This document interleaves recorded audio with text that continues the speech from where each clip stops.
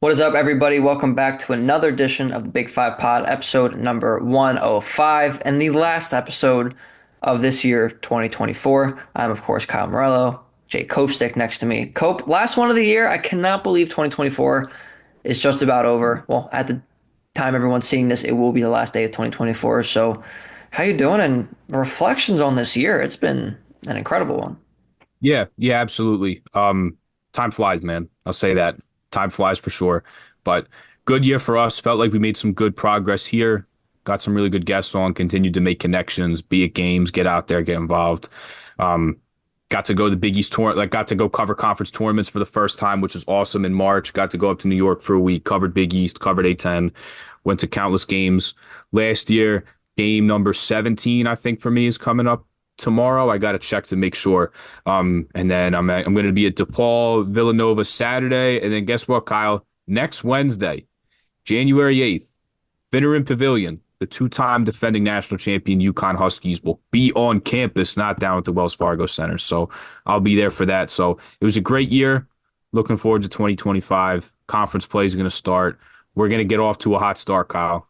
Big East is going to start. A-10 is going to start. Going to be a lot of good hoops in the city for us. So Oh, yeah. it's a good year for myself. I'm sure it was a good year for you as well. And I thought it was a very, very good year for the Big Five Pod. Oh yeah. I'm trying to look at the schedule right now for January 8th. I would love to be able to go to Villanova. There's a lot of teams playing there right that night though. So I probably will not be able to do that. I'm probably gonna go to another game. We got to diversify. So that's that. But anyway, we have a lot to talk about here. We're gonna have Tristan Freeman on, which I buried the lead there. We're gonna have Tristan Freeman on from Bustin' Brackets and Field of 68. Come on, talk A-10 basketball, talk a little bit Big East basketball. He's a Pittsburgh guy, so he gets to see Duquesne a lot. I know Pittsburgh's not in the Big Ten or in the Big East anymore. They should be, different story. But gonna go cover pick games. He's everywhere. He's the man. So we're excited to bring you our discussions with him in a little bit. But of course, Cope Stick, we have our last Cope's quick hitters of 2024. So grab that ball, run the break. Let's get into it. Yeah. Yeah. Last one. Unfortunately, Kyle, we're going to get off to a somber note here, but I do think it's important that when an icon in college basketball passes away or a Big Five legend passes away, like we do pay our respects to these people who are legends of the Big Five, and there's no Big Five. You can't tell a story of the Big Five without speaking about these guys. And it's unfortunate that we speak about their passing, but I still think it's very important that we do so. I'm gonna loop Greg Gumbel in here as well. He unfortunately just passed away this week. The iconic voice of the NCAA men's basketball selection show.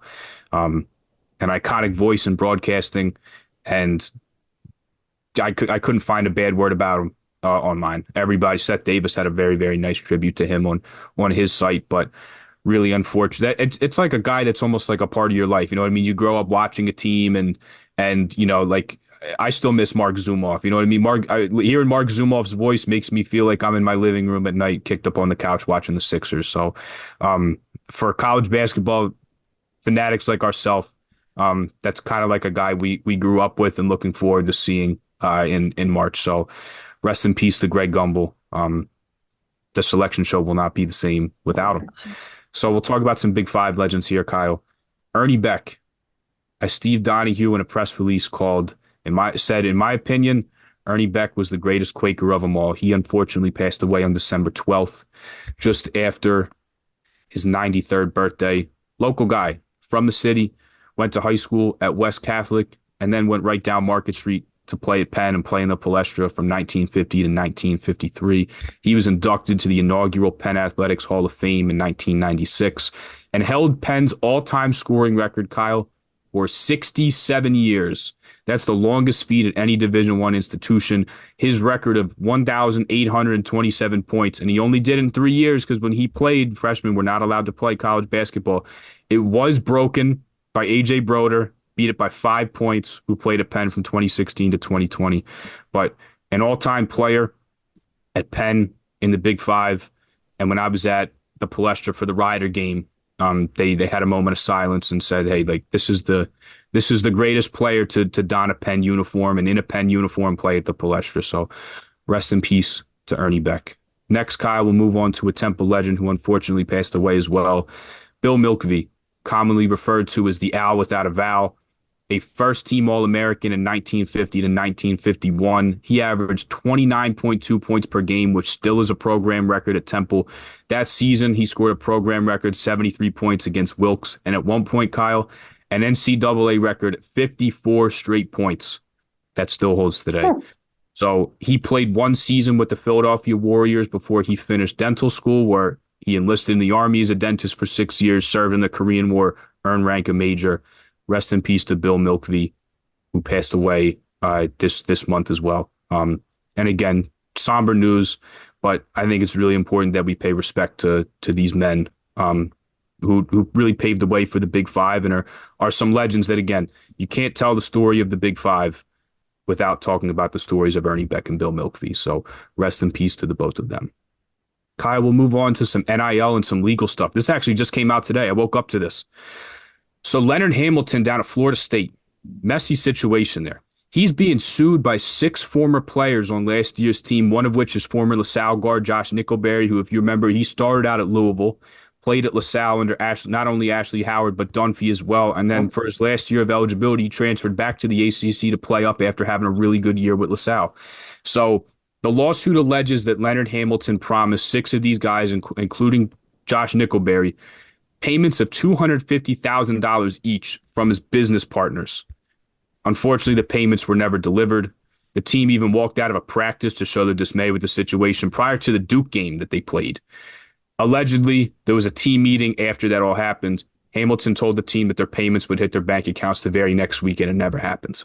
And the evidence brought forward, which I'll talk about, which is really unfortunate, text messages between players, Leonard Hamilton and Will Cowan, I think, an executive with one of Florida State's NIL collectives. And here's the problem with that evidence, Kyle. It's not in writing, which is unfortunate. I think, we saw at UNLV with Matthew Sluka, their quarterback, leaving the team after it was reported that there was an NIL payment that wasn't given to him. This is the messy reality of the NIL situation, and this is where it can go bad. I think always guys should be able to make money off sponsorship deals. And if you want pay for play and you want these collectives paying guys, until we have contracts, which is what a lawsuit like this is going to cause, unfortunately, there's going to be more situations like this. I'm sure there's more than this in the Matthew Sluka situation that we haven't seen, which is unfortunate because some of these guys, their earning potential is only these 4 or 5 years they're in school. And if they're going to get fleeced like this and stuff like this is going to happen, you need to, I know all the NIL stuff is moving in-house and we're going to see what's going on with that, but this is a really messy situation. And ultimately, Kyle, I think that contract process that players are going to be signed to is going to be expedited because of things like this going public. So I'm sure down the road, probably sooner rather than later, this is going to happen. And it's especially because of lawsuits like this, that you have 6 guys, 6 claiming they were supposed to be paid $250,000, which probably completely diverted them to Florida State. They probably stopped entertaining other offers when this came to the table. I can play Power 5 basketball and make this much money, and none of them saw it. It does not look good at all for the school, unfortunately, for Leonard Hamilton, who I think is a very, very good basketball coach. It's just a messy situation reality, of NIL. But contracts, I knew it was coming sooner rather than later, Kyle. If we see it in the next year, I think maybe tops. It's coming because of situations like this. This is unfortunate that it happened, but I think more stuff like this is going to become public as well now that we've seen this at a big-time football program with the season that UNLV had, that their quarterback left in the middle of a season where they were ranked, and now you're seeing this at a Power 5 school. These contracts are coming sooner rather than later, and there's a whole lot of legal jargon and legal stuff that's got to go on in the background for it to happen. But really unfortunate situation for the players for the Florida State Seminoles last year, all of which departed. Primo Spears actually we'll see in the AAC this year. He's at UTSA now.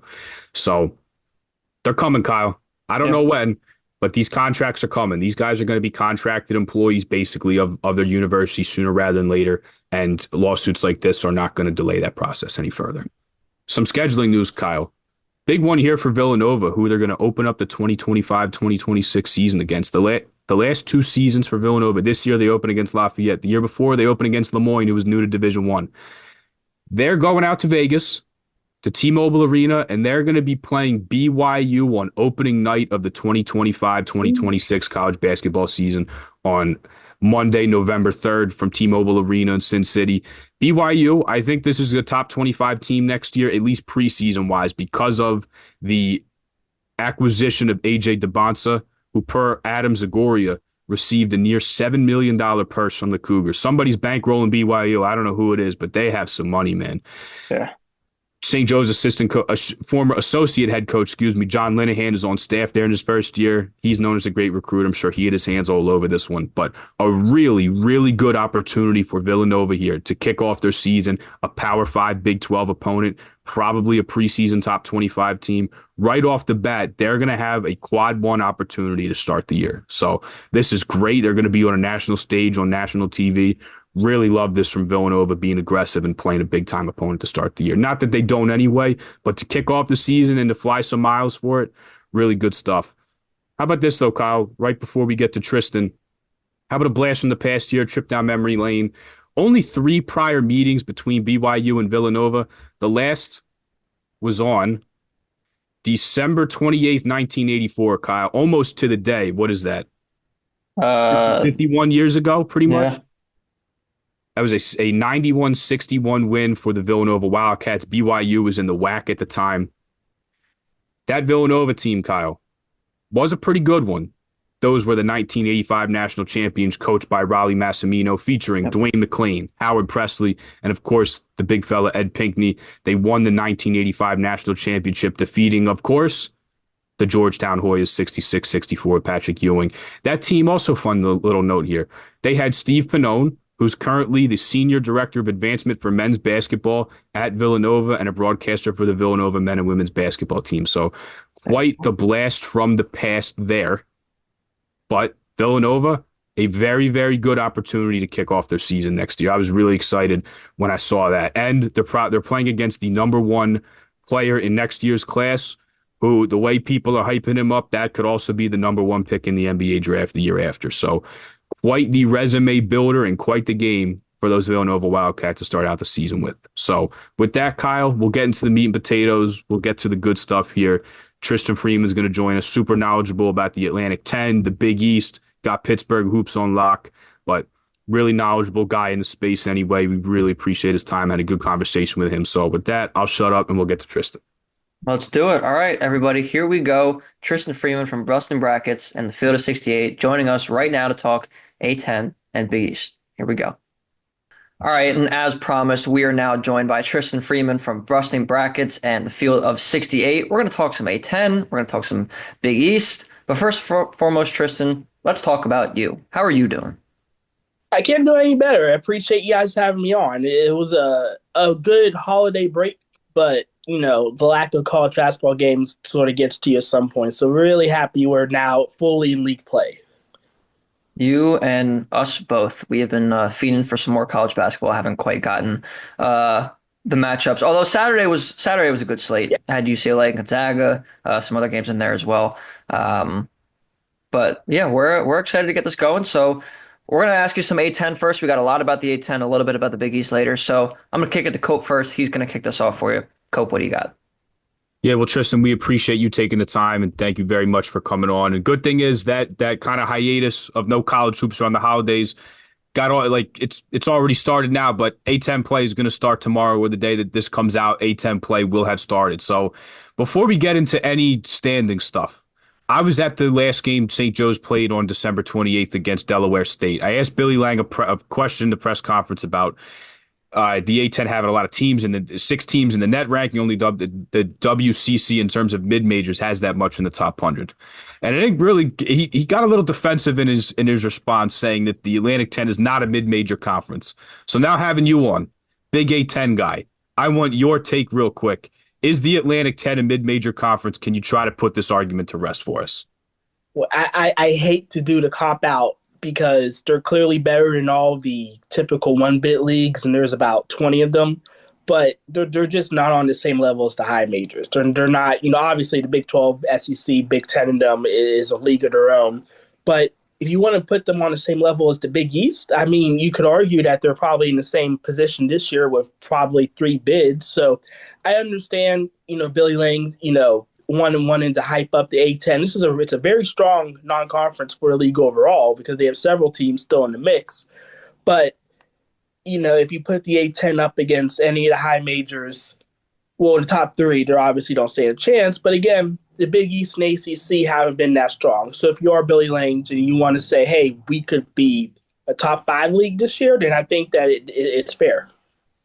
Okay, it's look, it's all very valid, and like this year, it's really strong. You mentioned the wins that they had, and Billy mentioned the press conference. Like, look at what Dayton's done. They beat Northwestern, they beat Marquette, they beat Connecticut, St. Joe's beat Villanova, they beat Texas Tech.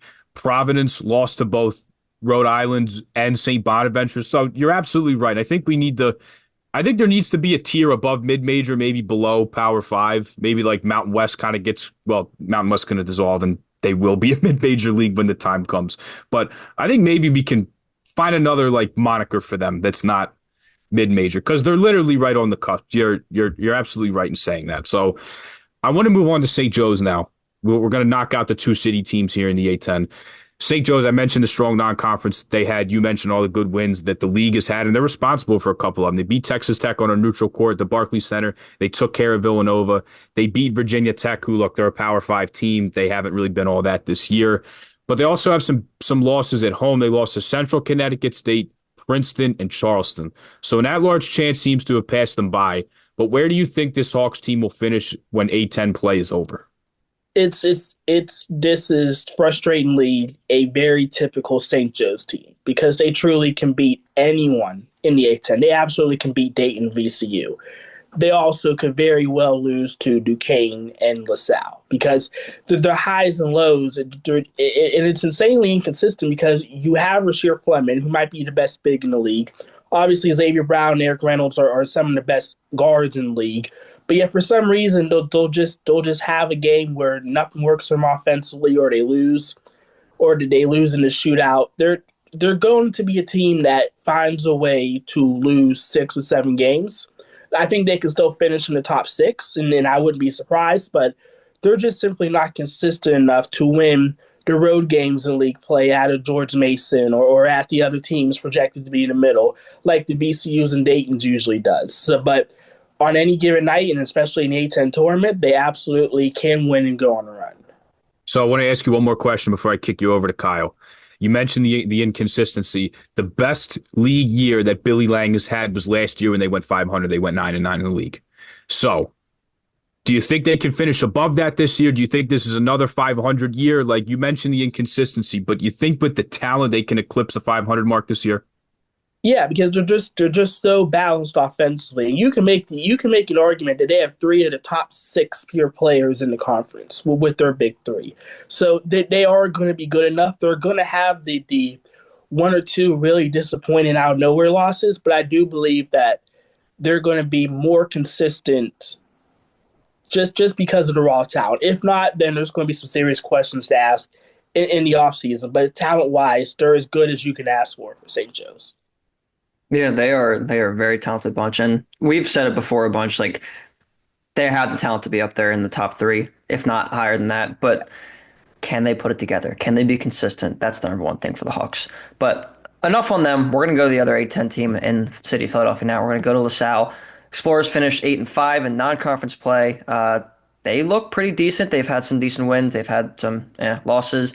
Obviously, a couple good losses too to good teams. I mean, like St. Joe's and North Carolina, of course. But Fran Duffy's team looks like they're not going to be in the basement of the A-10 this year, which a lot of people picked them to be. So I want to hear your thoughts, Tristan, on where you think LaSalle kind of stacks up in the A-10, and do you think they'll stay out of the pillow fight? That's going to be hard because at some point, no matter how great of a coach Fran Dumphy is, and I love to fantasize what would St. Joe's look like if they had Fran Dumphy as a coach, because even in his latter years in his profession, he's still great, and he's made LaSalle so much more competitive. And I thought, well, with players that I didn't know what they would do at this level, but to avoid the bottom 6 of the standings, that's just going to be hard because just about every game for them is going to be losable. They've struggled a bit, I would say, in the last month. They had a really strong start, but you're starting to see that the talent differential at times, obviously including the earlier matchup with St. Joe's. They're going to be competitive. They're not going to be an embarrassing team. There's a couple teams in the league right now that I think is sort of on embarrassment watch, and UMass and Richmond. But so LaSalle's not going to do that. I wouldn't be surprised if LaSalle is the team that sort of pops someone's bubble in the top tier because they can't, get anyone. But at some point, their talent's just not going to be good enough. And I wouldn't be surprised if they have a couple of 3-4 game losing skids that sort of cements them as a team that's going to be in a pillow fight. So realistically, then, where do you think that they end up landing 1 through 15 in the A-10 standings this year? I think anywhere between 8 and 11 would be a good spot for them because teams at the bottom are either teams that either just flat out quit or just have some injury issues. And LaSalle is fairly deep enough where they can survive losing a key player too, as long as it's not Corey McKeithen. They're gonna find a way to win games. I do think that their home court's going to be good enough to win some games they may not have been projected to win. So I think sort of still in the bottom half, but I think a very competitive, you know, position where they usually finish around 8, 9, 10, or 11. Gotcha. And then one more for you here before I turn it back to Cope. So, gonna go back to the scope of the conference as a whole and move away just from the city right now. Uh, Dayton obviously is the best team in this conference as of right now. VCU not too far behind, of course, but Dayton's put together a really good non-conference resume. They win over Marquette, UConn, Northwestern, all really good wins for them. Um, can VCU challenge them? Can another team challenge them? Whether it's St. Joe's or George Mason or somebody else in the conference, or are they just that good? It's interesting because, Deron Holmes was good enough to win them about 6 games where the supporting cast sort of struggled and they was in a fight. Deron Holmes would just go on a personal 10-0 run and win them the game. Obviously, they don't have that this year, but it's truly been a collective effort. Enoch Cheeks, who I was able to watch closely when he was at RMU, it might be a player of the year candidate because he's been the MVP for a team. Nate Santos is one of the best shooters in the league. They're going to be the favorite, but I don't think that they're unbeatable in any sense. I do think that they can be vulnerable on the road. VCU's guard play is still elite, and we don't know yet how teams like Rhode Island and St. Bonaventure are because they didn't have the strongest non-conference schedules, but they won all the games they were supposed to. So this could be a really deep league, and if that's the case, then those road games at their places will be hard. But I do think you should give Dayton the slight edge for now, mainly because VCU's front court still isn't overly strong, and there's a lot of really good forwards and centers in the A-10. So, Tristan, I want to ask you about two teams in particular. You mentioned the depth of this league, and coming into the season, it seemed like there was a really strong top 5, 6, if you want to talk about Dayton, VCU, St. Louis, Loyola, throw St. Joe's, George Mason in that mix. It seemed like the top was really strong in this league. But two teams that have fallen off a little bit, St. Louis, Robbie Avila missed a couple games early. Believe Larry Hughes, the second, is also away from the program now. He's only played in 6 games this year. And then Loyola Chicago. They lose Justin Moore for the season. They've had a couple other injuries. They went out to the Diamond Head Classic and they went 0 for 3. So I want to specifically talk about those two teams in St. Louis and Loyola. Do you think any of these teams can bounce back? And if so, do you have one in particular you think can make some strides after going through some bumps early in the non-conference slate? Yeah, Loyola is simply too hurt. I mean, when you lose your point guard, Justin Moore, that's just an issue. They were never an elite scoring team to begin with. Like, Miles Rubin is a fantastic interior defender, but if you're asking for him to be a second or third option offensively, then you're going to be prone for droughts. And we saw what happened to them in the Diamond Head Classic where they were vulnerable, literally losing to everyone. So I do think that they're unfortunately going to take a step back. And then I can see St. Louis, if they're healthy, being good enough to win some games because they're big three with Avila, Jimerson, Swope. All of them can go for 20 plus in the game, but their defense is poor. And that was part of the concern I had with them coming to the A-10. That the A-10, I do think, is a slightly better league, top to bottom, than the Missouri Valley. The bottom teams in the league in the A-10 is better than the bottom teams in Missouri Valley. So they're going to be very vulnerable, and if their defense doesn't improve, they're going to have to win a lot of games and shootouts. And teams who are only offensively prone, as we've seen with a team like George Washington in the past few years. Those teams ultimately do not do well in standings. So I think those two teams don't necessarily have a ton of hope for, but George Mason, you mentioned before, I do think they're interesting because they play defense. They sort of flown under the radar as a team that doesn't necessarily have that elite star, but I do think Darius Maddox is good enough to be a go-to guy. Jalen Haynes is a really good front court player now that he's available for them. So if a team, I think if you're looking for someone that could be a dark horse top four contender, I do think look for the Patriots. Okay. And I just asked you about two teams that disappointed a little bit. Now I'm going to ask you about two teams that surprised that you brought up in St. Bonaventure and Rhode Island.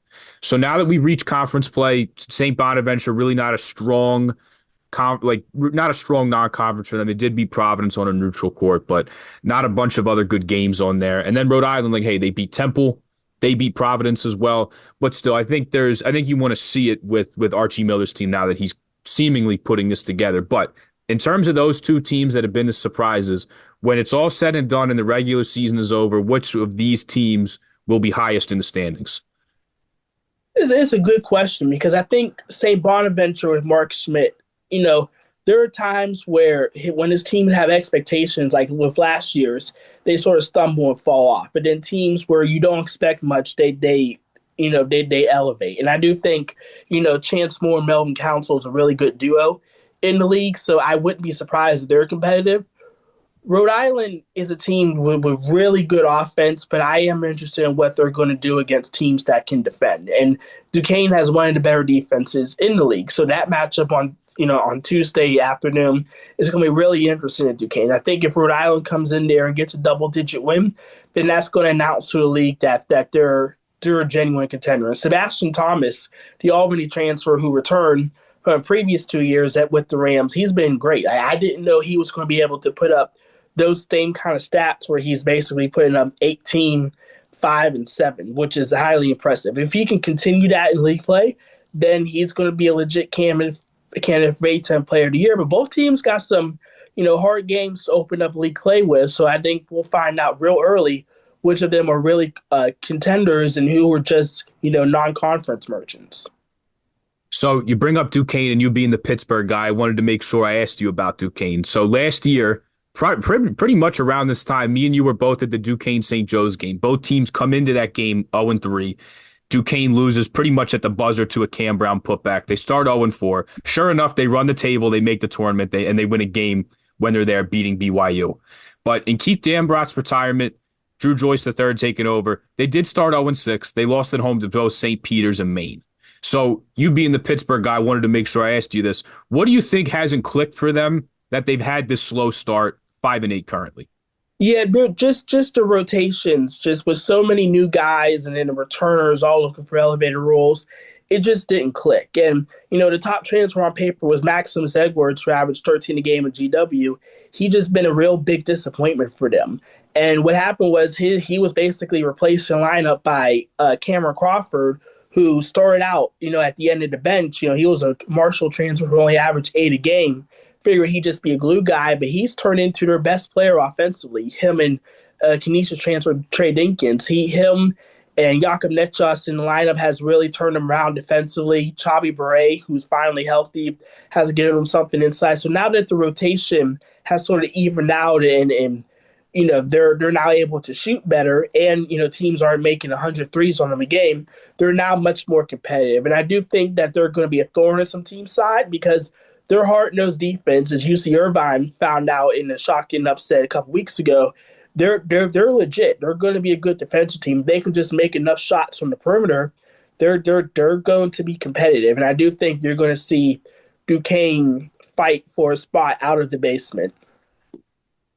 Yeah, I could definitely see that. They gotta tighten it up a little bit, but signs are encouraging for them. So, $1 million question here, Tristan, before we move on to the Big East. How many bids will come out of the Atlantic 10 on Selection Sunday this year? I think due to the ACC and Big East struggles and the fact that at some point the SEC and Big 12 are going to beat each other up and some teams are just going to lose too many, I do think we'll ultimately get three bids in the A-10. I think Dayton is as close to a lock and they're not going to lose much. VCU is going to have a good enough record where they're going to get in. And then I think, honestly, it's going to be like we saw last year in Brooklyn. Several other candidates are going to emerge that can get that auto bid. So I think that we're going to be on track for three bids this year. I would love to see three bids from the Atlantic 10. That would be a long time coming. It has been a little bit since they've had three bids, so need that very, very much. Cope, I know you wanted to start off Big East questions here, so I'm handing it over to you, but lots to talk about the Big East. Obviously, Villanova being a city school, so Cope, go ahead. All right, three bids. I'm gonna hold you to that. I'm hoping we can get that many in the A-10 this year. That would be great. But I'm gonna hold you to that. If I see you at a tournament somewhere, I'll buy you a beer if they can hit that many. How about that? Sounds good. So we'll start out with Big East now, and we'll kick it off, of course, with Villanova. Bit of a rocky start. They lost to Columbia, put 90 points on them at home. They lost to Virginia, where they just did not look very good. Virginia shot the lights out on them. They lost a close one to St. Joe's at Hagan Arena, but the Big East looks pretty wide open to me after you talk about St. John's, you talk about Connecticut and Marquette. So in terms of standings wise, do you think Villanova can be the fourth team in the Big East? Where do you see them finishing, even if their at-large hopes are kind of all but gone right now? Yeah, in all honesty, I think the Big East from 3 to 10 is wide open. I think as nice of a story DePaul was to start the year when they were blowing teams out, I think that their roster looks like a bottom feeder Big East team. So I do think they'll be last, but Georgetown's been competitive. Thomas Sorber's been one of the best players in the league. Zuby Ejiofor has sort of helped mask the fact that the guards for St. John's has sort of been underwhelming. RJ Luis I consider more of a guard forward, but I think Villanova obviously is the best player in the league in Eric Dixon, who can go for 30 any game, but it really is going to come down to whether or not Wooga Poplar and the guards Jameer Brickus and Tyler Perkins can give you something offensively. There's too many times early on where Dixon goes for 35 and the team has 60 points with a few minutes left. That's just not going to be good enough. And then now that you're going up against high major competition, teams are going to just force Eric Dixon to pass the ball. I do think we've seen them play better because now Poplar is starting to make shots and Perkins as well, and they ultimately don't have a ton of scoring depth to begin with, but you're seeing more for them. And Jordan Longino too, who had a nice game against Seton Hall a couple weeks ago. So I do think that it wouldn't be surprising if they finish in the top five. I do think that the middle of the Big East is like you said, fairly open and teams can beat up on each other, but it's going to come down to whether or not Kyle Neptune can prove that, the team's making progress. They'll get wins, but are they playing better? Or are they going to show signs that the program's moving in the right direction? Because the big fear is once Eric Dixon goes, and Poplar too, of course, and Brickus, what's the program going to do? And if that answer is not, that question's not answered, they're going to, potentially just have to start all over again. So Yeah. I'm going to kick this over to you. I have a follow-up, and then I got one more for you. Ultimately, is Villanova a tournament team this year? Say that again? Is Villanova going to be a tournament team this year? I know I put you on the spot a little.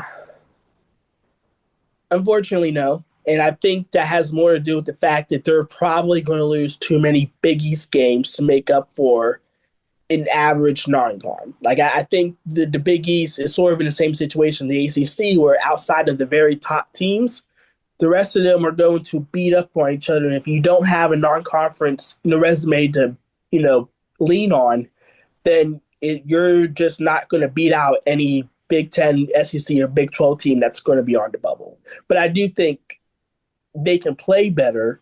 I just don't know if their resume is going to be good enough to warrant it, if that makes sense. Yeah, no, 100%. Because there's some good wins on there. Like the Cincinnati win is huge. Yes. But, a Maryland win would have went a long way if they were able to close that one out. And they had a big lead in that game. And the Virginia loss, the Columbia loss, like they're not going to look good. Even the St. Joe's loss could hurt them depending on how they do in conference play. So you brought up the top of the league. I want to ask you about that now. You said you think this league is wide open from 3 on down. I think St. John's, UConn, Marquette is the class of the league, but I want to hear your opinion. Where would you rank these teams in order? Yeah, or from four on down. Or no, I'm just saying the top Oh, three. The oh top yeah, three. top three. I think Marquette is just too consistent. I think you know, obviously UConn has clearly rebounded from the Maui disaster, but when you have a guy in Cam Jones that can go for 20 plus anytime, they clearly know their roles and there's no inconsistencies with them. I think that's going to, prove well for them because UConn did struggle in their first two league games, with Butler in them. So I do think that UConn is a little more vulnerable, and that's going to allow Marquette to sort of, be the class this year. But those two are they're definitely the top two. And then I'd have St. John's at three just because I think that their ceiling is just higher than the rest of the leagues. But I don't know if I would necessarily put them on a clear tier just yet because, even without, Pop Isaacs, Creighton still has Kalkbrenner. They still got Steve Nashworth. We'll see what happens with Fedor Jujic, what he'll provide. Creighton, I think, can be a top three team too, but, at times their offense is a very big question mark. Yeah, huge question mark. And speaking of teams who are, record wise for the top of the Big East right now, but I don't know if they'll actually be there toward the end of the season, is Georgetown. Obviously, Big East play hasn't fully kicked off yet for a lot of teams, but they're sitting at 11-2 right now. They did blow out Creighton and Seton Hall, and they beat Seton Hall, so they are 2 games into their Big East schedule.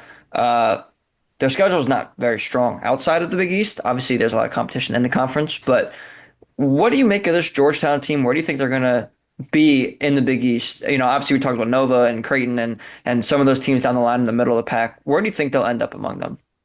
Yeah, I think Georgetown will be in the top five because they're very balanced. Jaden Epps has quietly been really good. He scored more points a year ago, but was wildly inefficient, and it was just losing basketball times. He's playing much more within the offense. He's not forcing it. It's been really good, and obviously Sorber is sort of playing himself in the one and done territory. But then Micah Peavy, the transfer from TCU, he's basically been at times their de facto point guard, where he's just facilitating the offense, and his all around play, including on the defensive end, has been huge. So I think that there's actual scoring depth this year. They actually can defend. And Ed Cooley is still a really good coach. He didn't get off to a strong start, and there's always a lot of talk about him, but he's still one of the better coaches in this league. So I agree that their non-con resume was never meant to be built for a tournament team. I think it was more built to win games and sort of help them get to 20 wins and get back to being relevant. But I do think that they can finish for a top half spot and build some momentum for the future recruits and transfers. Say, hey, we're Georgetown, we're back. We're not a bottom feeder in the league anymore. And that's the thing, like historically speaking, they got a lot of, tradition and in the Big East especially, like they are a power team and they have not been that for I don't know, 10 years or so, maybe Yeah. more. I mean, they had the one random year in 2021 where they ran the table in the Big East tournament and snuck in as a 500 team, which is wild. But they probably haven't been good since like Otto Porter was there back in 2012, I think it was. So it's been a long time for Georgetown. So if they can get going, obviously they have a great coach in Ed Cooley. It'll be great for the Big East and it'll be great for college basketball. Mhm. I think it's a little cliche to say that like when Georgetown's good, college basketball good. I think there's a lot of teams that can fit under that, but I think they're one of them. I think they're one of them. Obviously, maybe a little bit of nostalgia from us, but I think they can definitely, if this year goes well and they're winning basketball games, I think it can do wonders for the future for Ed Cooley and company. So, Tristan, going to put you on the spot again. We're talking about bids for this conference as well. A little bit different because this is a power conference, a high major conference, if you will. So it's going to be multiple bids regardless. How many exactly do you think the Big East will get this year? I think right now there's probably four teams that were a realistic path to even get a bid. UConn and Marquette will be fine. St. John's will eventually get there. I'm going to be kind and I'm going to say they find a way to get four. Partly because I do think that there's no UConn that will just dominate the Big East tournament that will eliminate any shot of a bid thief. But I do think that the league is still good enough from 1 through 8 where there's a legit chance that we could see a bid thief and sort of bring it up to 4. But I do think there will be 3 at-large bids, if nothing else, in the league this year. I think you might be right about there. I think obviously the top three. I think probably one of the other, teams in the middle of the bubble there as well. Not the tournament bubble, but the Big East bubble. Could there be a fifth? I don't know. Cope, I don't know what you think either. It's just I think it depends on what happens in the other leagues as well. Obviously, there's a lot that we don't currently know right now. But what do you think, Cope? How many bids does the Big East get? Yeah, I think Tristan's spot on before. I think you know what the three like locks are going to be, just kind of what happens after that. I think the Kansas win for Creighton's going to carry a lot of weight. I just kind of worry with Isaacs being out. They're never like an overly deep team, at least recently. Will that start to wear on them a little bit? But they certainly have the talent to get there at point guard and center. That Kansas win is massive. And is really like, to beat the number one team on your home floor, non-con, even not beating San Diego State and not beating A&M when they were at the Players Era Invitational, and then not beating Alabama. Like I still think that Kansas win is gonna hold a lot of weight if they can hold a good record in the Big East. So Tristan, one more before we get you out of here. Where are you gonna be? Where are you gonna be recently? A-10 play is gonna kick off. Where are your travels gonna take you? Yeah, I got next 2 days. I got a Duquesne matchup with Rhode Island just coming to the new year, and then less than 24 hours later, I'll be at Pitt when they host Cal to start off the new year. So league play, there's a lot of home games in the city of Pittsburgh, and can't wait. And then March, I'll be looking forward to DC for the A-10 tournament, and then we'll see where things take me when the big dance starts. All right. Make sure when you go to the Pitt Cal game, you say hi to my friend Dave Leno. I work with him for the Philadelphia Union as he's our broadcaster, and he's going to be broadcasting that game for ESPN. So Nice. make sure, or ACC Network, one of the two. I know they're ESPN owns ACC Network, but make sure you go say hi to him. He's the best guy in the world. So tell him the Big Five Pod says hi. But anyway, Tristan, we want to thank you so much for coming on talking Big East and Atlantic 10 hoops with us. Obviously, a lot to get into. We're about to get into the new year, into the swing of conference play, especially in the A-10 just kicking off here in today when you guys are all seeing this. So, thank you so very much for coming on. And any final thoughts before you sign off here?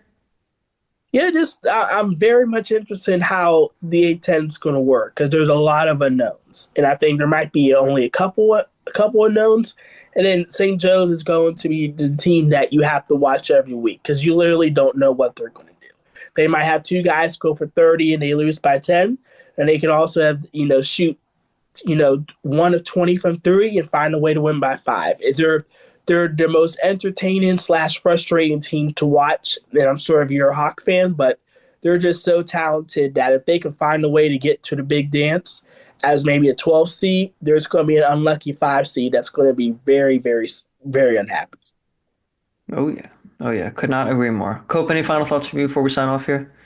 Yeah, Tristan, we appreciate your time. Thank you for coming on. Happy New Year to you. Safe travels to you. And I know you really don't have to leave, hometown with all your teams in Pittsburgh, but safe travels to you for the new year. And I'll be at St. Joe's tomorrow. When shockingly a big test because you bring up how inconsistent they are. Hey, this UMass game tomorrow is no gimme even with the struggles that UMass has had. So hopefully I don't get into another or I don't ask Billy Lang a question again where he starts ranting about the A-10, but you hold down Pittsburgh. I'll do my best to hold down the fort here.